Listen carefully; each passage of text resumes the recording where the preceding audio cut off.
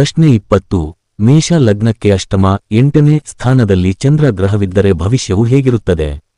ಉತ್ತರ: ಮೇಷ ಲಗ್ನಕ್ಕೆ ಅಷ್ಟಮ 8ನೇ ಸ್ಥಾನದಲ್ಲಿ ವಿಶಾಖ ನಕ್ಷತ್ರ 4ನೇ ಪಾದದಲ್ಲಿ ಚಂದ್ರ ಗ್ರಹ ಇದ್ದರೆ ಅಷ್ಟಮದಲ್ಲಿ ಶುಭನಾಗಿ ಚಂದ್ರನಿರುವುದು ಅವರ ಪೂರ್ವಜನ್ಮದ ಸುಕೃತವೂ ಆಗಿರುತ್ತದೆ.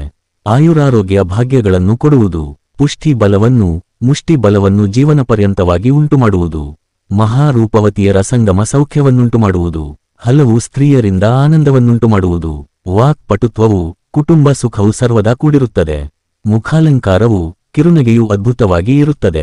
ವಿಷ ಪ್ರಯೋಗಗಳಾಗಲಿ ಶತ್ರುಗಳಿಂದ ಮೋಸ ಹೋಗುವುದಾಗಲಿ ಕಾರಾಗೃಹ ದಂಡನೆಯಾಗಲಿ ಇಲ್ಲದಂತೆ ಕಾಪಾಡುವುದು.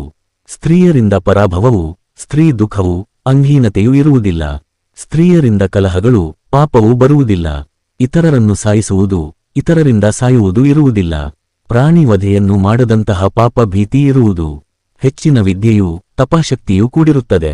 ಪ್ರತಿಭೆ ಪ್ರತಿಜ್ಞೆ ಕೂಡಿರುತ್ತದೆ. ಕಳತ್ರದಿಂದ ವಾರಾಂಗನಾಲಿಂಗ ಸುಖವನ್ನುಂಟು ಮಾಡಿಸಿ ಕಳತ್ರವನ್ನು ಸುಖವಾಗಿರಿಸುವುದು. ಮೇಷ ಲಗ್ನಕ್ಕೆ ಅಷ್ಟಮ 8ನೇ ಸ್ಥಾನದಲ್ಲಿ ಅನುರಾಧ ನಕ್ಷತ್ರದ 4 ಪಾದಗಳಲ್ಲಿ ಮತ್ತು ಜ್ಯೇಷ್ಠ ನಕ್ಷತ್ರದ 4 ಪಾದಗಳಲ್ಲಿ ಚಂದ್ರನು ಇದ್ದರೆ ಮೇಲೆ ತಿಳಿಸಿರುವ ಭವಿಷ್ಯಕ್ಕೆ ವಿರುದ್ಧವಾಗಿ ನಡೆಯಬಹುದು.